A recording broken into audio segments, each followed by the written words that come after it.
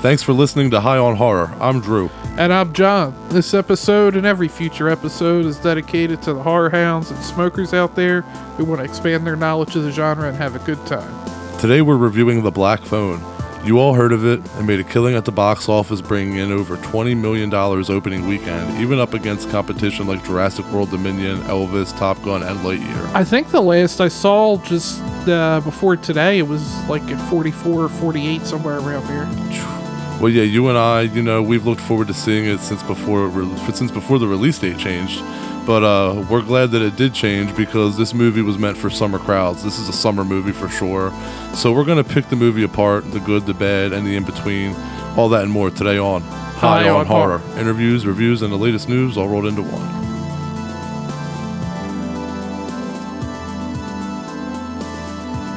All right, again, we'd like to thank our producer and editor, Josh Hensley, not only for saving our asses every week, but for that killer theme, as always. Yeah, I love that thing, man. I jam every time. What do you got for us over there? What are we smoking today? I got some more of that Death Star, 19.9%. Oh, shit. Okay. It's that shit Palpatine smoked, and then he created the first Death Star. No, this stuff smells so good. It's it's got like a lemony, almost a lemon smell, but it's like earthy and grassy. It smells kind of sweet. The nugs are beautiful. Speaking of nugs, this is the weed I think that the Manson crew smoked in the 60s. It was named Death Star before Star Wars came out. I'm going to start this episode off with a knowledge nug for you. Director Scott Derrickson's home burned down in the 2018 California fires, and after The Black Phone, he bought a new house. During his first night in his new house, a phone in his basement rang. It was a dark and dank basement. I mean, was it our kind of dank? But Scott, anyway, I don't know, but either way, he did the white person thing, and he went and checked it out, and there was actually a black phone hanging on the wall in his basement, and it was ringing. And even though it creeped him out a little bit, he was kind of like, what the fuck? Scott still answered the phone, and only to find out that it was producer and head of Blumhouse Productions, Jason Blum, on the other line. Jason hired someone to install a black phone in Scott's basement. Now whenever Scott picks the phone up, it goes right to calling Jason Blum's cell. I got some questions about that. Like, how much do you think that cost for the installation? How much do you think he had to pay for that? That's some VIP stuff, right? Like, is this just like a separate line? Like, how much is he paying a month on this direct line?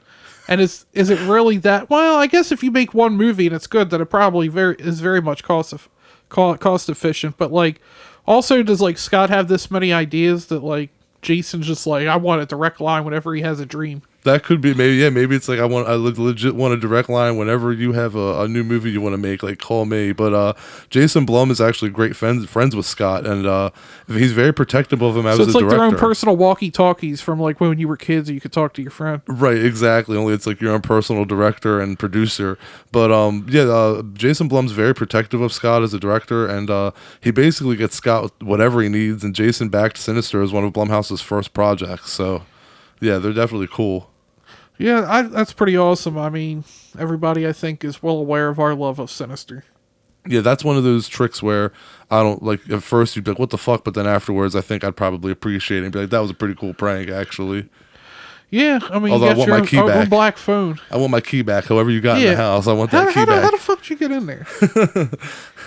All right, well, The Black Phone is based off of the short story of the same title by Joe Hill. Although the script was penned by Scott Derrickson and Robert C. Cargill, the same duo who wrote Sinister, director Scott Derrickson was drawn to the project because he liked the fact that the story combined a serial killer and a ghost story. He never saw that done before, and he said that the grand ambition of the movie was to not compromise the scariness or the suspense for the inclusion of humor, empathy, love, inspiration, and hope, to somehow have all of those things coexist at the same time. And I thought that if I could pull that off, this would be different to any other film of its kind that I've seen. Did he pull it off? We'll get into that. But first, let's talk about the short story by Joe Hill.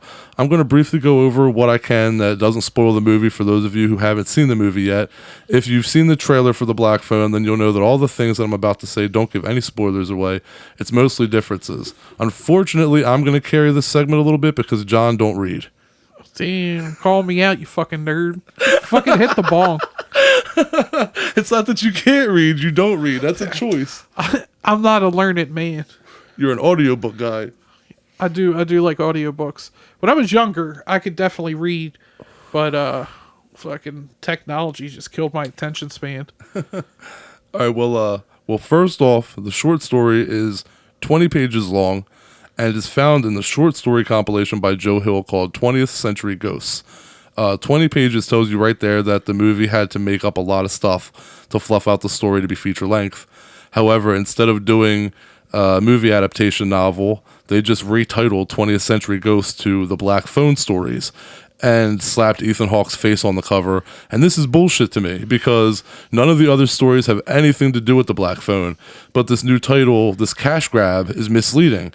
If I don't know anything about the Black Phone and I saw the new book at the grocery store or wherever, I'd think, oh, there's a whole series of books or stories on the Black Phone movie. And there's not. It's one story. So don't fall for it, please. And don't call 20th Century Ghost Black Phone Stories. Just don't. Anyway, Or Drew will find you. all right. Well, first difference is the grabber is known as. Okay, you good? The grabber is known as the Galesburg grabber in the story. The grabber, here's one. The grabber is an obese and sloppy man. He's described as having 2 plump folds of skin where his neck meets the base of his skull. And as we know, that's not the case with the movie's grabber. Ethan Hawke is an average sized guy, right? It was a little swole. In the book, the grabber legit grabs a kid out of his shoes.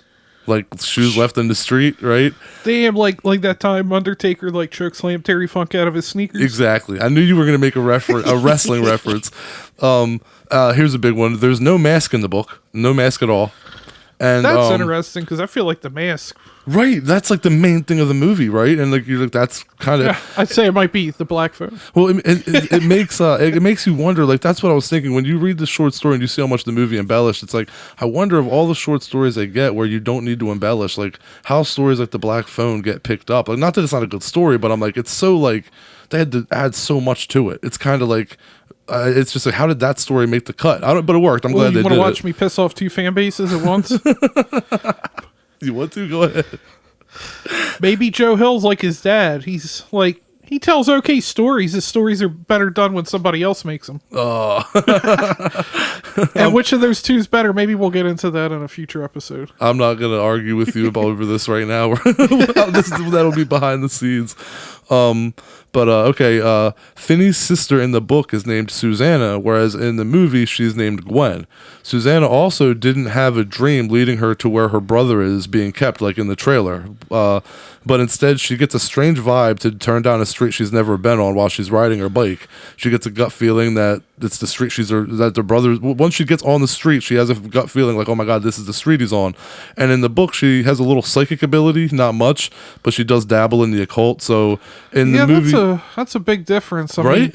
In the trailer, we didn't make those details public. Yeah, right, exactly. And so in the movie, she just dreams. She isn't doing occult stuff, like tarot cards and all. But that's all I can say for now about the book. But trust me when I say it's good.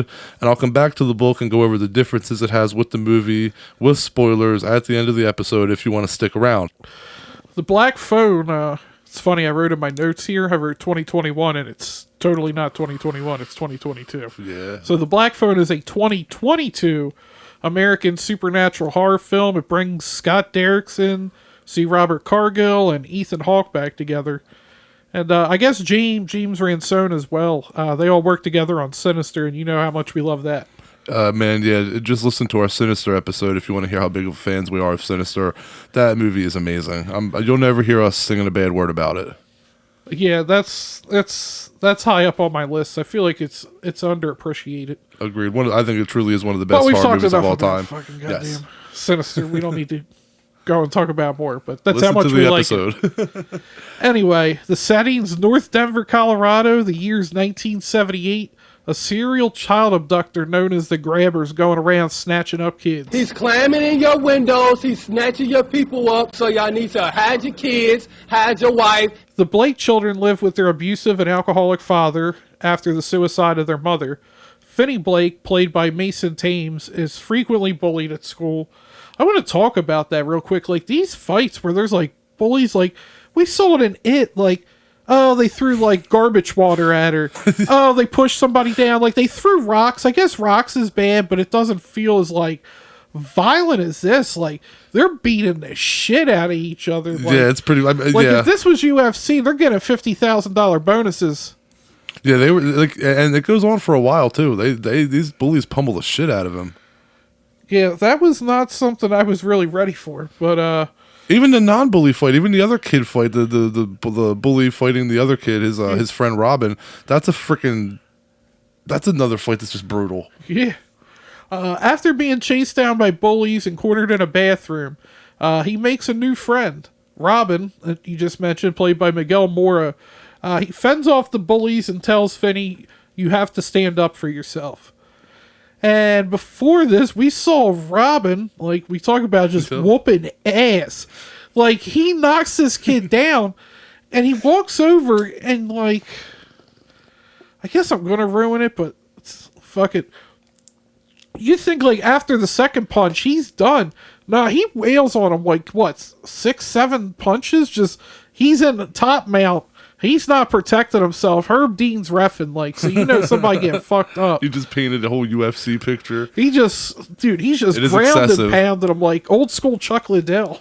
Yeah, it is. Yeah, I mean, even though it's These are like middle school, high school kids. And even though it's not like the bully getting his ass or whooping ass, it's the kid that he's trying to bully getting his ass whooped.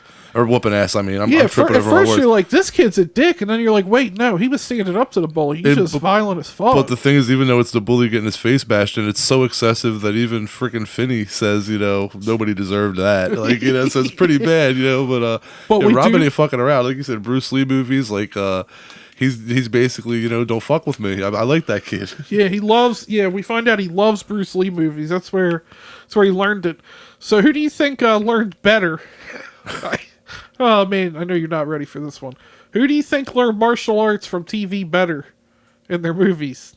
Do you think it was Robin or Busta Rhymes in Halloween Resurrection? I guess,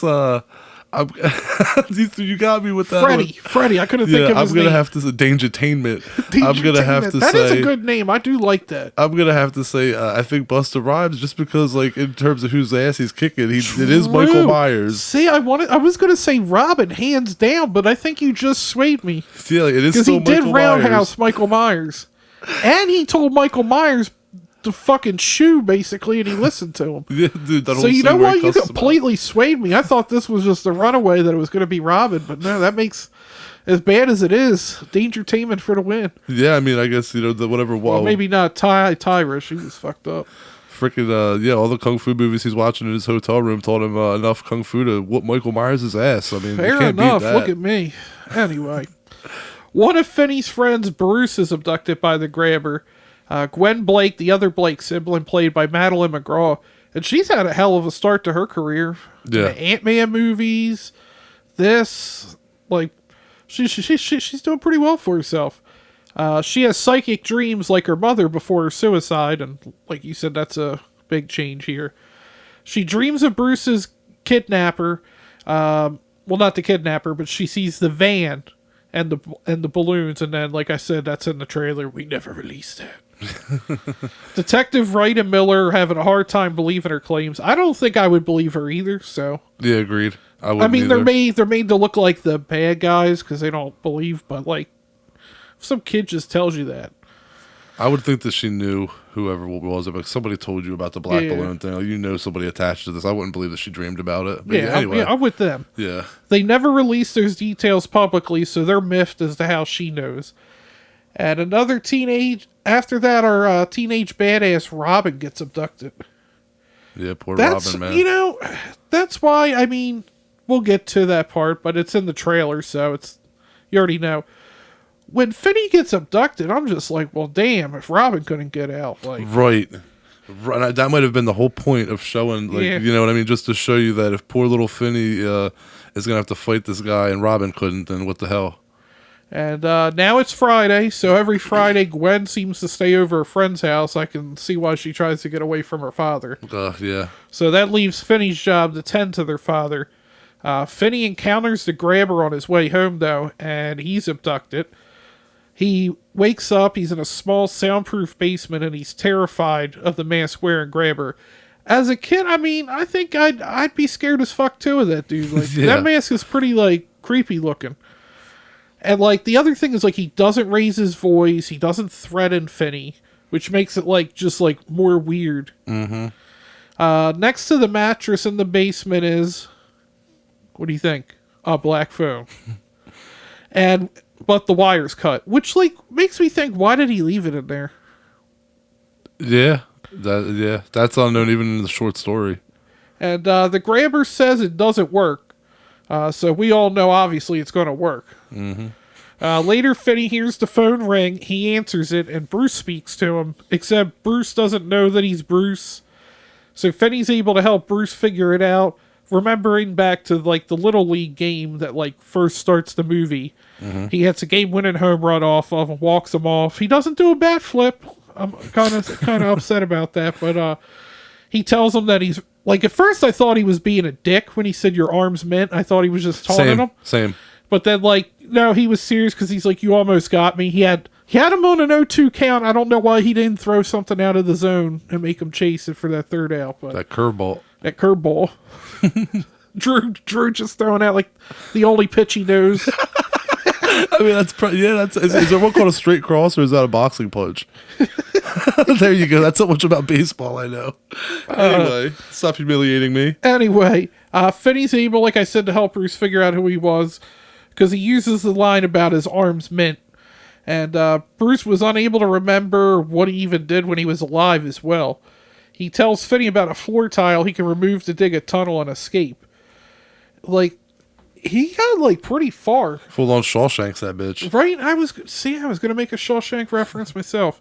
Either that or Escape from Alcatraz. Although, well, I guess they're about kind of the same. About the same. But, I don't know how the grabber doesn't know about that. He doesn't pay attention, man. Big ass hole. Like, there's a lot of problems with this guy. He's not really fully committed, I don't think. He's focusing on the wrong shit. Right? He too busy trying to be like John Wayne Gacy at the Magician Game. Oh, shit. Anyway. Yeah, and I think, probably here we should probably maybe not go further with the plot. Yeah, that's a good idea. I will say for me, the movie, at times, like, the aesthetic and just the shots felt very much like a shot out of Sinister, just from the way it was filmed, like that kind of grainy. That's 16 millimeter. Yep, exactly. And I mean, I'm not saying it was a bad thing. I didn't mind it. And I feel like a lot of times, like, these types of movies, like abduction movies, can feel drawn out. Like, I don't know how you feel about it. There's just, like, times where I'm just like, come on, just like, we know eventually they're going to get rescued or this is going to happen, like. But I feel like... Yeah, I totally get that. 100%, yeah. Like, an example would be, like, Prisoners from 2013. It got to the point where we're like, okay, like... Give us something. Like, move the story along. I didn't get that from this movie at all. It felt very tightly done, but I think that might have to do with it coming from a short story. Possibly, yeah. I mean, yeah. The pace was well kept. I do agree with that. So, I mean, obviously they had to expand it, but, I mean, you already have the whole story there, so you don't have to expand it that much. And also, I feel like sometimes, like, throwing in a supernatural element can feel cheesy. And again, I didn't get that from this movie. Ethan Hawke is, like, super charismatic as the serial killer. And, I mean, although I guess they say most serial killers are charming, so... Good job on being a serial killer? Like, that's kind of a weird compliment to give somebody, right? Good job. I mean, he pulls it off well. He does well in the role. We'll talk about it a little bit more with spoilers, but right here, I'd give it an 8.2 out of 10. Okay, yeah, I agree with everything you said. I'll go more in depth into, like, why I give the rating I'm about to give it. I give it a 9 out of 10. I really liked it. There are some big differences from the book, from the story rather, the short story to the film, but I don't necessarily think that they're bad. A lot of them are improvements. I will go more in depth into the spoilers once we talk about spoilers, but I will say, the acting was just, everything about this movie just hit the nail on the head. It was a well outing. It was a near perfect experience. If it was just a little scarier, I don't know if it's possible in a movie like this because it definitely packed the scares in as it was and the tension. But I just feel like if it left me with that like afraid to turn the lights off at home feeling, which it didn't. I don't think movies like this typically do. But if it did, that probably would have made it a fucking 10 for me. I think that's all it's missing is like that true scare factor, that rattling scare factor. But Sinister gave us that, and this isn't Sinister, you know? Yeah, I still prefer Sinister. Like, that Same. movie I would truly agree. creeps me out. Agreed, definitely. I was gonna say, like, we haven't got the spoilers, and I haven't even talked about my favorite character in the movie yet. Like, like, because it's only in Who's spoilers. your favorite but character in the movie? Can you say without being in spoilers? I mean, I guess. Yeah, maybe not. If it's who I think Who do you think it is? the name begins with M. Yeah. Save that for spoilers. All right. So, yeah. So, if you haven't watched it or you don't want it ruined, just get off here. I mean, Go listen to our Sinister episode. don't actually probably physically get off, but you know what I mean. Like I said, go listen to our Sinister episode, you know, and then once you see the movie, come back and finish this episode. Spoiler alert. Spoiler alert. All right, it's spoiling time. So, getting back here to the story, the grabber brings Finney some food and leaves it at the door, and leaves the basement unlocked. Finney's very cautious of the food, but I feel like the grabber gave a good thing. He's like, "Why would I poison you now?" I mean, that is but also, I wouldn't trust the fucking hair on the motherfucker's I know, head. right? So Finney's preparing to sneak out, but he's stopped by another boy on the phone called Billy.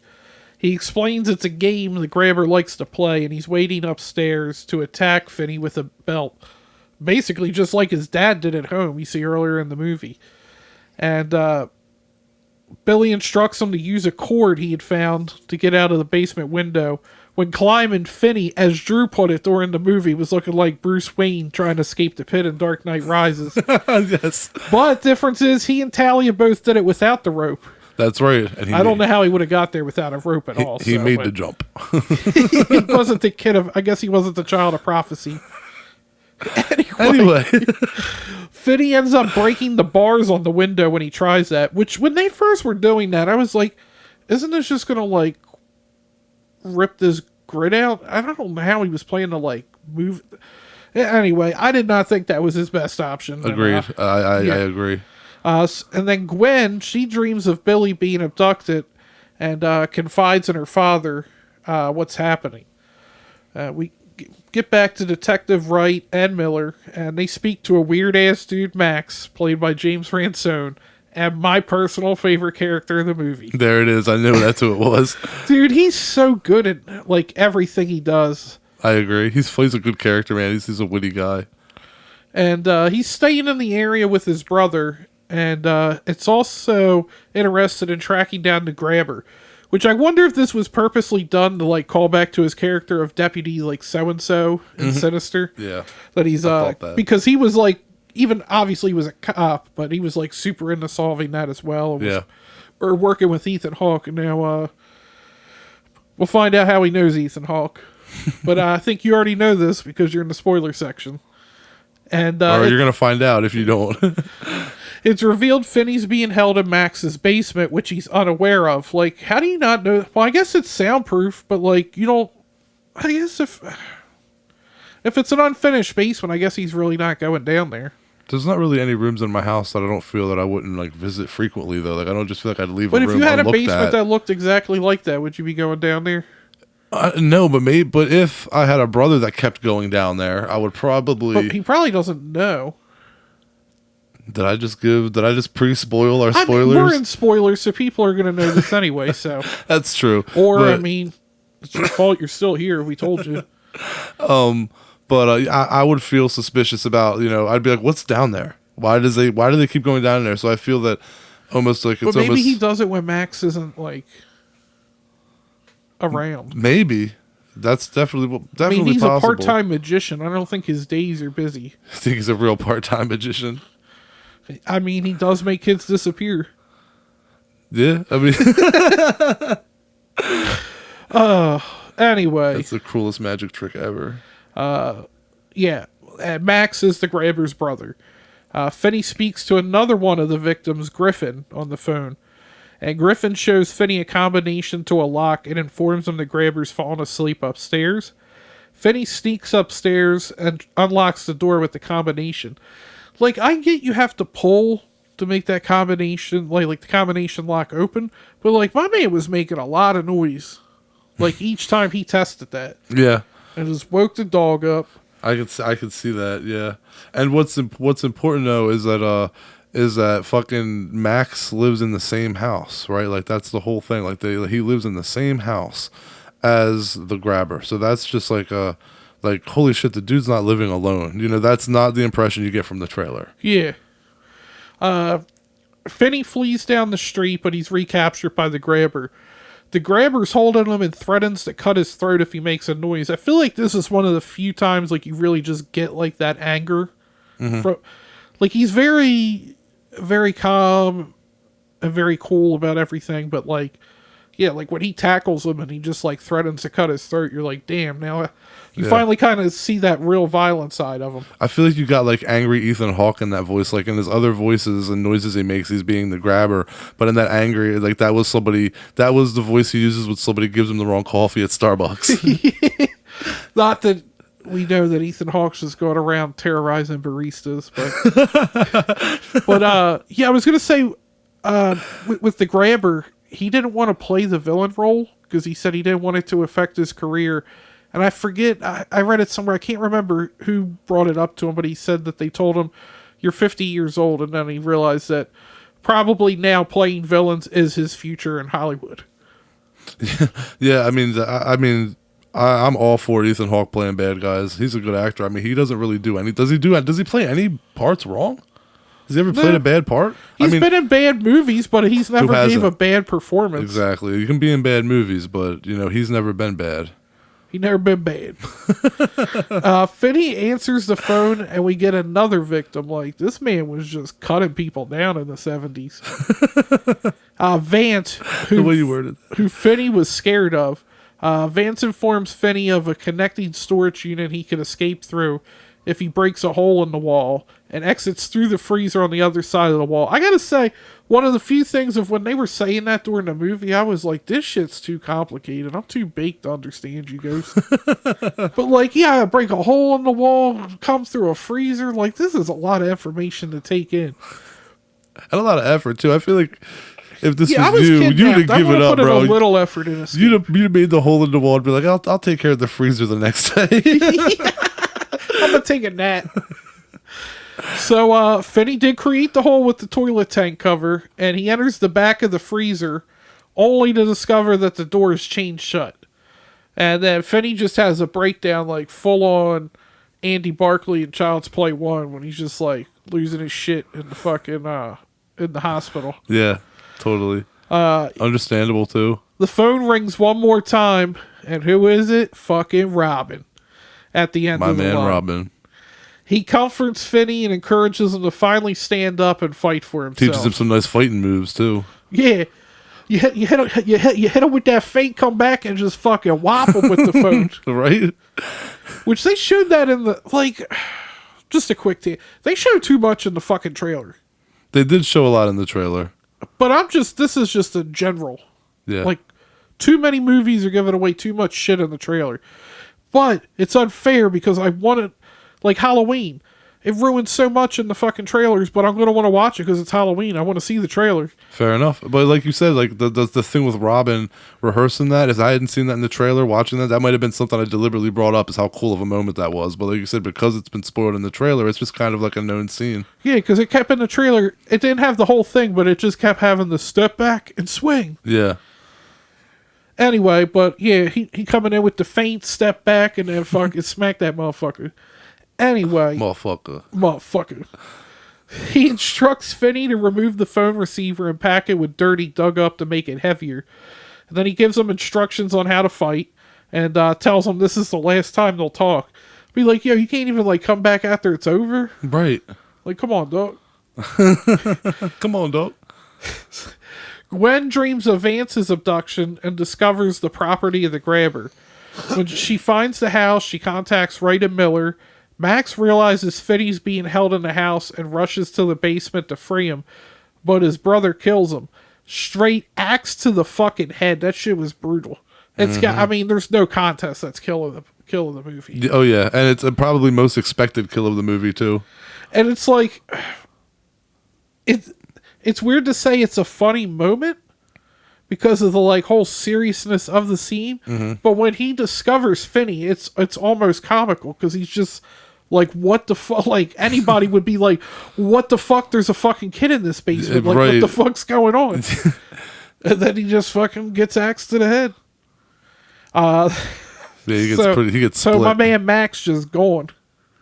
Yeah, that shit was brutal for sure. Just killed his brother. Like didn't even hesitate. They didn't even hesitate. The grabber tells Finney he's going to torture him, basically, more or less. He said he was just going to stab him, but now, I guess because he made him kill his brother, he's got to pay. Yeah, and he's made shit just complicated for him in general. Yeah. The police rush to the house Gwen found in her dreams, but they find it abandoned. And what they do find is buried bodies of the grabber's victim. The grabber attacks Finney with an axe, but he manages to hit him with them moves. He trips him. They didn't even, that surprised me because they didn't even discuss about, booby traps. Right. And he just trips the grabber with the cord and causing him to fall in the tunnel the Shawshank tunnel. Yep. With the grate that he pulled out of the window, right? With the grate. Yeah, I forgot about that part. He breaks and he traps his ankle. Looks like he might have broke his ankle. Yeah, it's broken. It's pucked. That shit broke. He got that Connor ankle. The Conor McGregor ankle. Like he snapped that shit. The ghost. That's a doctor stoppage. It's a doctor. It was like a medical. Yeah, it's a fucking doctor stoppage. Yeah. Your wife is in my DMs. Anyway, getting back to this movie. The ghost taunt the grabber over the phone before Finney breaks his neck with a phone cord. Like, he just straight, Yokes his neck up. Yeah, he just put all his weight into it. And Finney distracts the guard dog with meat from the freezer. That dog didn't give a shit about him when he got a steak. Mm-hmm. Escapes the house using the combination he learned. I wanted to talk about the combination. I forgot to bring that up when I first mentioned it.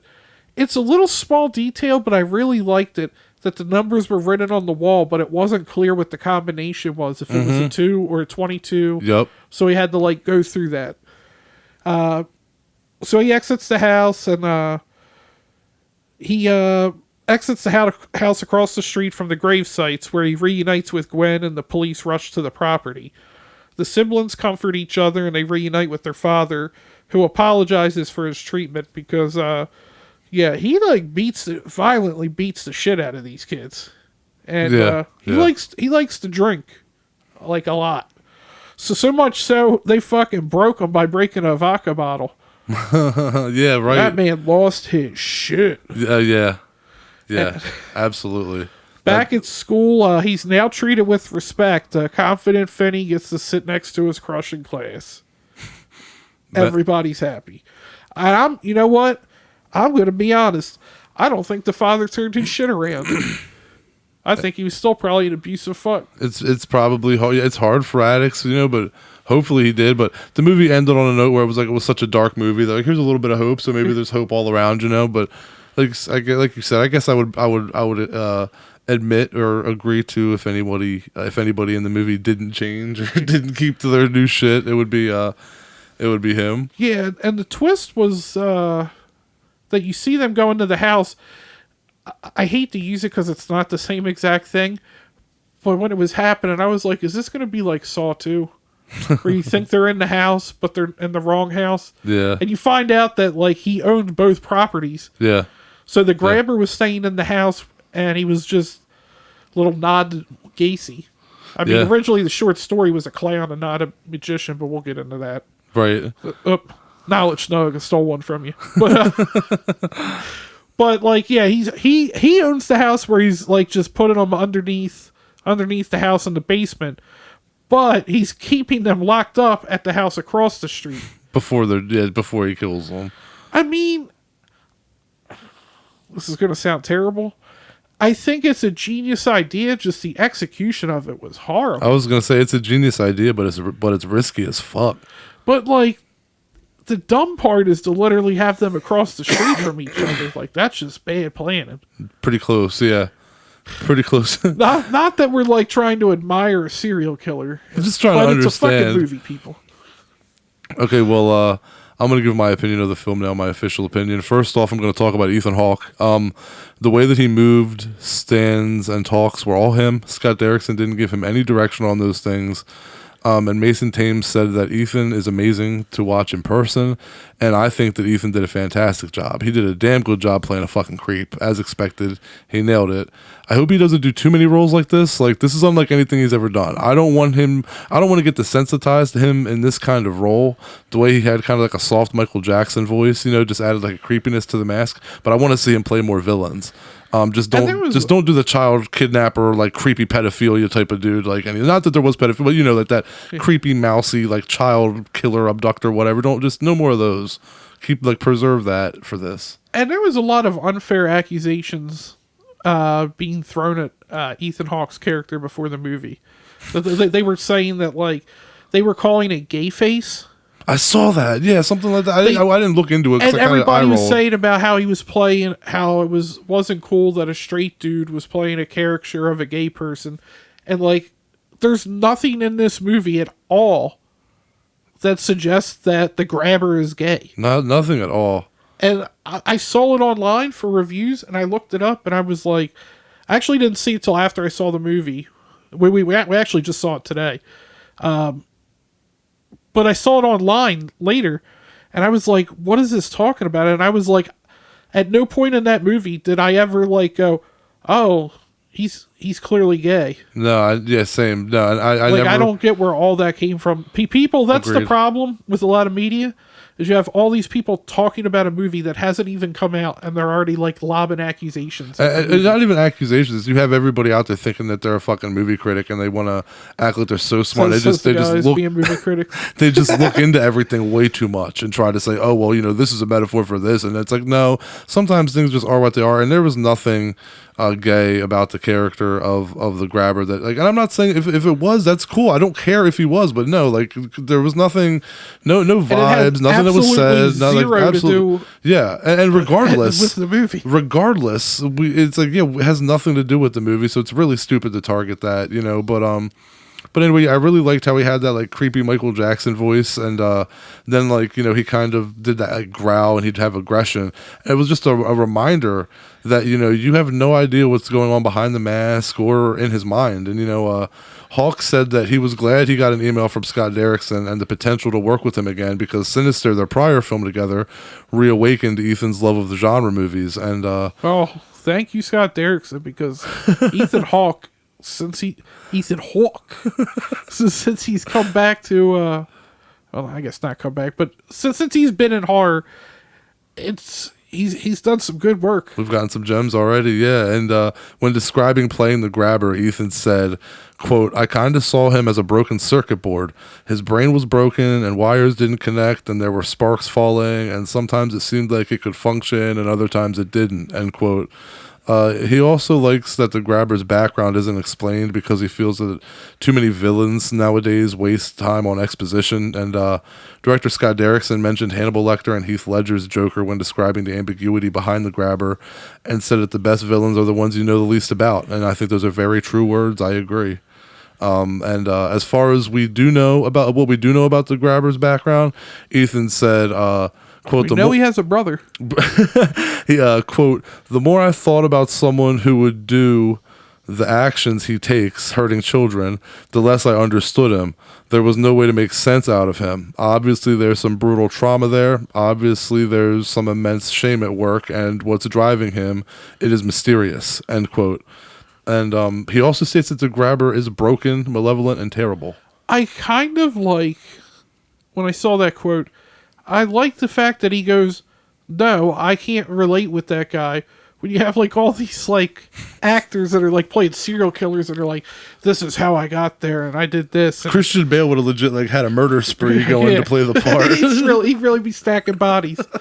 Where, like, Ethan Hawke is like, no, I'm playing this guy. I can't embody myself into this kind of person. I'm playing a role. Right, right. That's fine. Exactly. And I think Scott Derrickson did a great job again directing what I would call a true horror film. Sinister as well is a true horror film, as is The Exorcism of Emily Rose.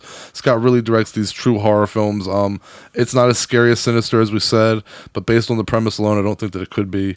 You can't compare them for what they are. They're near perfect movies, and this movie has one or two good jump scares, but it's mostly those real scares that sit with you. And just like how Scott and Robert Cargill did in Sinister, the home life portrayed for Finney and Gwen, as like you mentioned the abuse earlier, it was so realistic and painful to watch. And I love how Scott went back and did like 16mm home video clips of the victims or a victim to show you that they were like normal before this happened. Just like that kind of like, here's them normal on a home video playing with their mom, kind of hammering in how sick the grabber is and what he's taken from these children. And Scott killed it, another home run. Hell yeah. Okay, so here's the knowledge nug. I know you wanted to talk about the mask, so knowledge nug. Okay, so the sick mask. That not that it's a sick mask. I just think that the mask looks sick. The sick mask that the grabber wears was designed by the legend Tom Savini. He grew up really.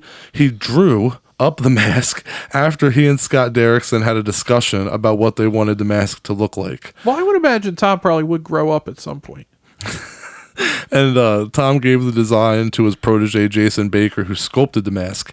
Tom and Jason were never on set seeing the mask being worn, but they did hand deliver the mask. And they made between 43 and 45 masks total. Now, that's like you saw, there's several variations. I'll take any of them. But there's several variations, and they made multiples of each, So 43, between 43 and 45 masks total made. And the mask was meant to look like an antique, and the idea was that the grabber found the mask and worked on it himself to make it what it is. And Ethan said that the mask was absolutely essential and terrifying to the work, and I would have tried to take one if I was on set, like you just said. And unfortunately, though, they had all that shit under hard surveillance because Mason Thames wanted a mask and couldn't get one. He did steal some clothes, though, as did Madeline. She got some turtlenecks. Yeah, dude, that mask. The other thing I really like about it, and I will say it's the one thing they didn't really show in the trailer, is it's really two pieces. Yeah. It's like a mouth covering. It's like because that one kid fucked him up. I guess it's magnetic, maybe. I don't know how it works. I don't know, but I thought that was kind of cool, like how it's like two pieces. Like how the mouth plate changes. Like he's like, there's a sad face. A no one cared who I was till I put on the mask. I wonder how many times that's been said. That quote's been used during this podcast. Did you have anything else you wanted to contribute about the mask? No, I mean it's pretty fucking awesome. Hopefully Trick or Treat Studios or somebody that would be awesome. Like puts out a replica, man, like a good quality replica. I'm gonna buy one and then just wear the bottom half to work. You just walk around with your shirt open, like he did, like just wearing like slacks with your shirt open, sitting in a chair. Ain't nobody want to see that. Easiest Halloween costume ever, dude. Sit at the front door with a belt in your lap, with your shirt open, wearing the mask, with a bowl of candy in your laps. I don't know. I think you get in trouble if you sit in there with a belt and a bowl in your lap. I just don't think that's going to I'm talking about a candy bowl, not a I know. Bowl. Yeah, I know what you meant. Chilling with a weed bowl in your mouth. No, I did not think you meant a weed bowl. Puffing right there in front of. I'll just say, like, people are going to be like, why do you have a belt when my kid's coming up to get candy? Because I'm playing, what was the game called that he played? The Grabber? Oh, Naughty Boy. That sounds even worse, bro. I want to that sounds so worse. Why'd you have a belt on your lap? When my son came over, I wanted to play Naughty Boy. Yeah, that's pretty bad. There's just nothing about that sounds good exactly. So that's a bad Halloween costume idea. Do not listen to Drew. I didn't think of it like that. I just thought like people would be scared to the way that Finney's scared to like walk past him while he's sleeping. I wonder if people would be scared to grab candy. If people haven't seen that movie, they're gonna have some issues. Because some people love to be greedy with candy, man. So I wonder, if somebody would take the risk. But like that could definitely look bad. That could be all over Facebook and stuff. Local man in Delaware exposes himself to children. He has Wow, just a shirt now he's open. exposed. Well, just because he had his shirt open, Anyway, geez. this went too far. Let's get back to the movie. Let's just move forward. Mason Thames did a fine job carrying the film as Finney. I think that he's a very talented young actor, and he's very convincing. And it just made me mad how he wouldn't stand up for himself. He did where it counted, though, in the end. And by the way, something that I wanted to bring up when you were talking about him just dusting the shit out of the grabber. One of the things that he did in the book, Dusting the shit out of the grabber. one of the things that he did in the book was he used the phone as well to bust his hands. He broke the grabber's like knuckles and hand up, like busted his fucking hand up even with it. But Thames did amazing, and I was rooting for him the whole time. And he actually stopped using his cell phone for a while to get into the role in the time period of the late 70s. I wonder for him being a kid if that's like literally what he thinks he just had to do to get into the mindset of the 70s. But we just stopped using his cell phone. It's probably because he's so young. He's born with literally a cell phone in his hand. So maybe that literally is all it takes for him to just be like, damn, this was 90s, the 70s. 70s, 80s. It's all the different. It doesn't make it's all the same because they didn't have a phone then to him. But the other thing that he did that I thought that was cool was that Mason said that he would think of his family whenever he needed to get emotional and cry and like do like emotional scenes, which I think that's sweet. That's what I would do 100%. If I were filming a sad scene, I would just think of my kids or my wife or something. But he and Madeline McGraw, who plays Gwen, hung out outside of filming to grow their sibling bond for the film, which was filming in the height of COVID-19. And Mason said that the whole set was like a big family and a lot of fun. And Madeline did a fantastic job too. She brought it, especially in the kitchen scene, that abuse scene, man. That shit was hard to watch, but she sold it. And her anger made the scene swallowable. But it just made the scene easy to go down. It would have been uncomfortable if we hadn't seen that fight in her. Great job. Yeah, I mean, these kid actors, it feels like nowadays, are just like better and better. Yeah, man. I'm sure it's probably a tougher market now too. I agree. Yeah. Everybody's got a cell phone and can like do a video of their kid. And I will say though, I did want to add. You had brought up you had brought up the ending of the movie and the I forget what movie it was that you referenced now. We were talking about the house across the street having the bodies in it. You had referenced the movie, but Prisoners? Are you talking about when I mentioned Prisoners earlier? Anyway, it doesn't matter. But my point is I said John Wayne Gacy. Well, there was that, but my point is just that the movie, the last 20 minutes of the movie, reminded me of The Silence of the Lambs when they're closing in on Buffalo Bill. Oh, Saw 2. Yes, that was it. Yeah, okay. So yes, that's okay. I saw Silence of the Lambs, but it's still same type of scenario. You have like all the subplots are kind of like coming to a head. Ethan Hawke just like dancing like. But yeah, it's an instant buy when it hits home video. I hope we get a steelbook or something from Best Buy or something. Just like talking about it, I'm like, damn, I really want to see it again. I know, right? And it's weird because there's a lot of movies like I just brought it up again though, but yes, was Prisoners. I saw Prisoners twice, and it's been for sale on Vudu and stuff for cheap, but it's kind of like The Sixth Sense. I don't ever need to see it again. Yeah, I can understand. I mean, Hugh Jackman gave a good-ass performance in that movie, though. Hugh Jackman was a beast. He's always good, I think. Yeah, and they got Jake. Yeah, Jake Gyllenhaal. I love Jake. Jake's a good actor. Those guys need to do more horror, man. They need to quit doing, musicals and shit, right. And put that Hugh Jackman with that aggression. No. I feel like Hugh Jackman probably got got paid probably a pretty good amount for The Greatest Showman. I mean, I'm sure he did. He's still doing that shit on Broadway. God damn, really? Yeah, that shit's popular, man. That's why he ain't Wolverine no more. Well, I'm gonna go into the final comparison of the book. If you're ready for that. Yeah. All right. So now that we've talked about the movie and spoiled the movie, I'm gonna go into the differences that the movie had with the book. And yes, there will be spoilers about the book. As I mentioned earlier, how Susanna dabbled in the occult with tarot cards and stuff. Gwen prays to God. I actually think I might have said this one earlier. I'm not sure. But did I mention that she prays to God? But not this. Okay, well, what little shrine Gwen does have is to God. It's not tarot cards or nothing. So they spun that from the book. Maybe they thought praying to God would make her more sympathetic. does say "fuck you, God." I mean, yeah, she's got a little attitude. And She kind of reminded me, in a lot of ways. I can't believe I forgot to mention this.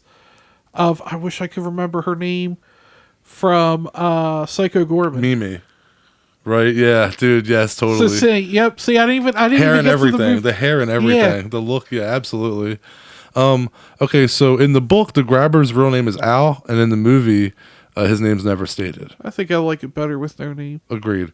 The grabber sprays Finney with wasp spray in the short film. In the movie, it could have been mace. I'm not convinced it was wasp spray in the movie, but it definitely could have been. But it happened so quickly. Hopefully, there's a commentary track or something on the Blu-ray. But if that was not wasp spray, it was wasp spray in the book. Pretty fucked up, right? I mean, he does. Oh, well, the grabber sprays him. Yeah. Yeah. Yeah. Yeah. I mean, the grabber's a dick. Well, also Finney bites the grabber's arm, and in the story, in the story, Finney bites the grabber's arm, whereas in the movie, he cuts the grabber's arm. He also, I want to know about the battery power because he uses that like pen at rocket. Right. Like, how much battery power that thing got for that light? Like, that thing never died. I expected it to die at some point in the movie on him. I think we backtracked with technology. Batteries lasted longer then than they do now. But in the short story, Finney refers to himself and the other victims as the black balloons. I thought that was pretty cool. That sounds like a cool. So in the short stories, there are no literal black balloons. There are Okay. black balloons. Like that's what lures them into the van. Kind of the same thing that happens in the movie. Kind of has like a stack of black balloons, tangles them up in them and sprays them in the face and shit. Throws them in the van. But he refers to himself like he's kind of in the room thinking he's going to die, and he's like, I'm just going to be out there like the other kids, like all the other black balloons floating in the sky. So I thought that was a cool little reference. In the movie, you see a lot of different kids call Finney. This is a good one. And only Bruce Yamada, the baseball player, calls Finney in the story. In the movie, they give you some scenes with Bruce to show you a flashback, and they show you a flashback with Finney. I'm sorry, let me reword that. In the movie, they give you some scenes with Bruce and show you a flashback that Finney has in the book before he gets grabbed by the grabber. So Billy the Paperboy, the arcade kid, I think his name was Vance, you had mentioned him earlier. Yeah. Griffin and Robin, who's Finney's friend in the movie, they're all made up for this movie. Also, Finney and Gwen's dad, Terrence, Jeremy Davies, was made up. There was no paternal relationship explained in the story, nor was there an abusive alcoholic in it. Jeremy Davies was a fucking asshole, but I kind of sympathized with him on the hardest of levels. If that was my daughter, I would have the same fears that he had. I just, I wouldn't want my daughter to grow up and kill herself like her mom did, and then the fact that she's showing traits of that would scare the shit out of me, so he goes too extreme, he goes too far in his ways, he doesn't know how to take it. He just needed to put the damn bottle down, and what he does is unforgivable. I wanted to jump through the fucking screen and strangle him, but you could see that he cared, and he's just a broken mess and doesn't know how to handle raising two kids on his own. Do you agree? So there's a lot of stuff in there. So all those other kids are not in the book at all, or they don't call him. There may be a mention of like one of them or two of them, but nobody else calls him at all. It's only Bruce. See, I kind of like the idea of Bruce kind of guiding him through that and him being the only one. But then we wouldn't have Robin, and Robin's a little fucking badass. Yeah. I agree. Robin was one of the key players of the movie. And speaking of which, I want to go back what you had said when you were bringing up how they caught the grabber or how he caught the grabber. I like how they were all attempted escapes. Everything that they told Finney was like the combination lock to get out the door, the pull the grate out of the window, the dig a hole in the ground, dig a hole in the wall and get through the freezer. Like these were all like escape routes, and they didn't work. And then at the end, they all were like used as a way to trap the grabber, so Finney could get out. So the way that they all ended up working, kind of organically, as opposed to the way they were meant to work. That was clever. That was definitely clever.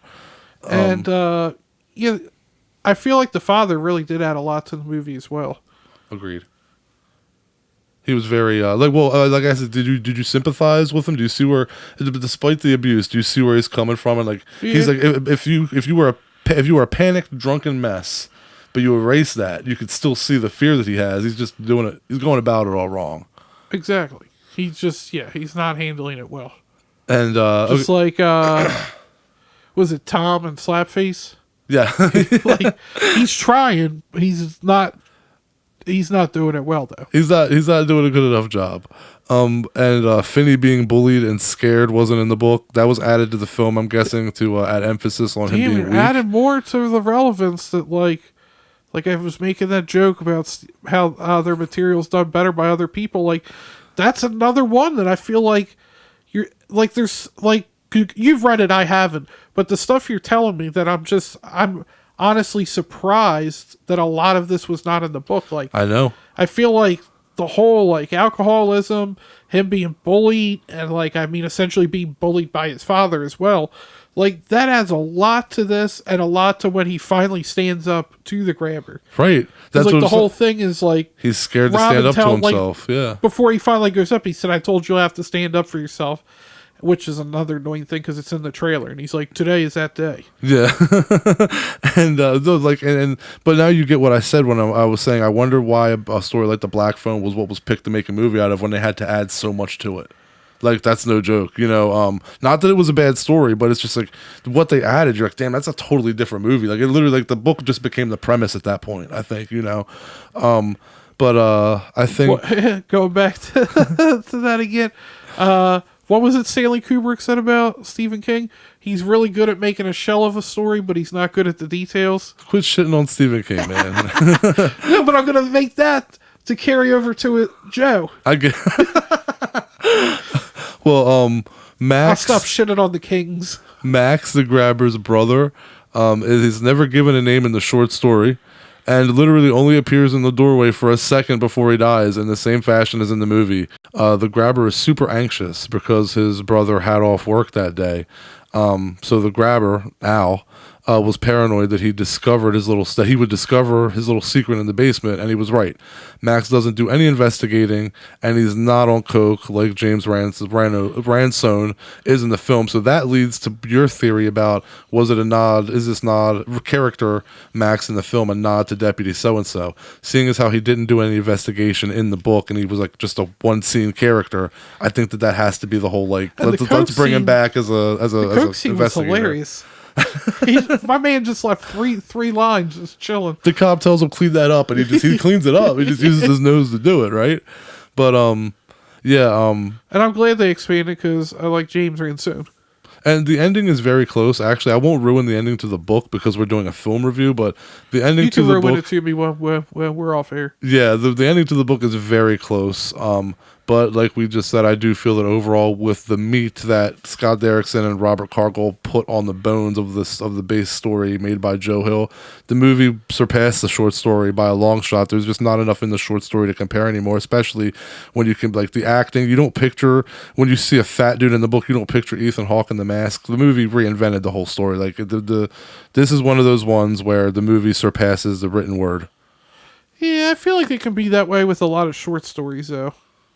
Because, you're just basing treatments off of something that's small, and they have to expand it anyway. Yeah. That's what she said. But yeah, so that's how the book compares to the movie. I think we went balls deep on this. Like, yeah, we did. Yeah, you literally got a little book knowledge, got a little movie knowledge. I mean, come on, y'all had to have learned something. We put so much into this. Y'all had to have learned something. I mean, Kenny gotta watch it because it's set in Denver. Oh yes, so he'll finally watch a horror Yeah. movie because it's in Colorado. Is that what you're saying? Yeah. Damn, taking shots at our boy Kenny. Thank you for listening, though. Yeah, thanks for that listen. I think we're about done here. Yeah, I'm good. Thanks to all the horror hounds and smokers out there for tuning in. And I think it's fair to say, if you haven't seen The Black Phone, go fucking see it. Don't listen to people say it was boring. Yeah, seriously. I've seen a couple reviews that said it were bad, but other than that, they've all been good, and I think it lived up to the hype. And that's the funny thing, is the bad reviews really are just people saying it was okay and didn't live up to the hype. So if that's like the worst criticisms you're getting, I wanted to just put in here, I just want to say that, yeah, like, while you're saying that, I saw a post on Facebook in a group that I won't name, and it like really annoyed the hell out of me because it was just some random guy. And I don't hold you and I in any particular spotlight. We're not freaking paid movie critics, you know what I mean? Like we're you know like, but this guy was like, see what I'm saying? It was literally, this was the post. It was like, see what I'm saying? Oh, you guys were hyping up the black phone. And I didn't see it myself, but I'm seeing that all you guys are posting that it's bad, or that half of you guys are saying it's bad. So I told you that I'd be right and that it was going to be all hype and not a good movie. And I wanted to just comment. I'm like, you presumptuous asshole. Like who the fuck are you, where you think that you're such a genre expert of horror that you could just pinpoint, oh, that movie's going to suck, and then like don't not go see it and then be like, haha, I told you it was going to suck. Like, fuck you. Those type of people out there, fuck you. Like, you don't know shit. I'm sorry if that's the type of person you are, then. This isn't directed to any of you listeners, but hopefully none of you listeners are like that. I don't but think anybody that'd who be just our fan base. anybody who's just like, you know, haha, I told you that movie would suck, and you know, like, look at all the reviews coming in. It's like, what are you getting at? What you think you're Mr. Right that you can call? Go write movies for Hollywood. If you're such a fucking hotshot, I can call what's going to be good and not. Don't listen to the haters, is what I'm saying, people. Like John said, go see it for yourself. It's a good fucking movie. The people, everybody who's credible that I know has either liked it or said it was at least decent. I have not heard a bad word from anybody who I give honest credibility to. I know we're wrapping up here, but I just want to quickly point out that basically, to sum up what you just said about that person's argument is, they originally said the movie was going to suck because they didn't like the trailer or whatever, so they just because people were hyping it up saying it looked good. So because of the hype, they said it was going to suck. So because of the hype, they said it was going to suck. They then also said they haven't seen the movie and went and read reviews that confirmed their bias that it was bad. They used that as an argument as to why it was not a good movie. They even said about half of you were posting saying that it was bad or that you didn't like it. Yeah. Anyway, so we're becoming real bad, like Joe Bob when he goes back to the movies. We're becoming bad with this. We're wrapping up and then just go on a tangent real quick. I mean, it happens, but that's some bullshit, man. Like, I hate that stuff. Yeah. So, go fucking see the movie. Anyway, follow us online, you know, Facebook, Twitter, Instagram, TikTok, MySpace, 4chan, Friendster, whatever the hell. OnlyFan. Our OnlyFan. Our only fan, like our one fan. That's Kenny. He our only fan. FYI, let's clear that up. We do not have an OnlyFans. God help your eyes. I mean, but if there is demand.